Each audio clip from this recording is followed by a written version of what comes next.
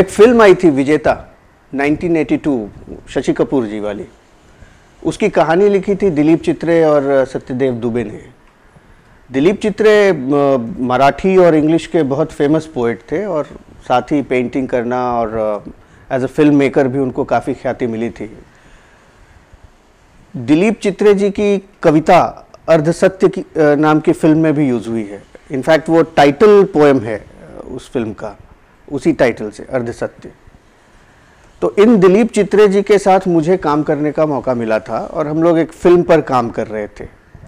तो फिल्म में सीन होना था एक यंग लड़के का जो अपनी झुग्गी झोपड़ी में रहता हुआ अपने परिवेश से टकराता हुआ उसको माइक्रो लेवल पे वो चेंज करता है, उसको करने की कोशिश करता है। तो इसमें काफ़ी उसको विरोधों का सामना करना पड़ता है, कई ताकतों से वो लड़ता है।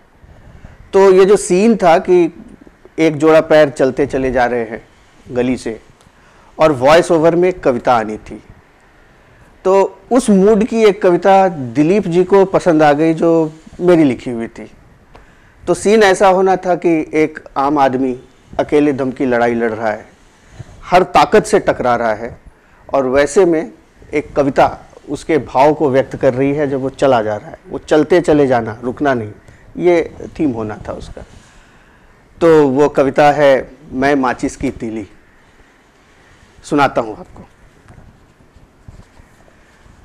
मैं माचिस की तीली, जंगलपन यह घना अंधेरा घिर रहा है, सुलग रहा है झरे पत्तों की नसों में धूल चाटता विराम।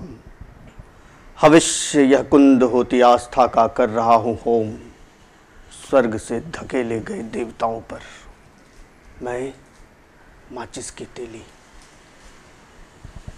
धीरे धीरे भस्म हो रही है जो जमीन, उसी की राख माथे पर मलकर थकी अप्सराएं रोशनी के पिछवाड़े में पेट उगाड़े बैठी है। धूप में सूखती अतड़ियों के बीच चल रहा हूं अपनी जमीन पर, हाथ में उठाए तुम्हारी जूठन का प्रसाद। झोंकता हूं अस्तित्व इस धधकती आग में, मैं माचिस की तीली, माचिस की तीली।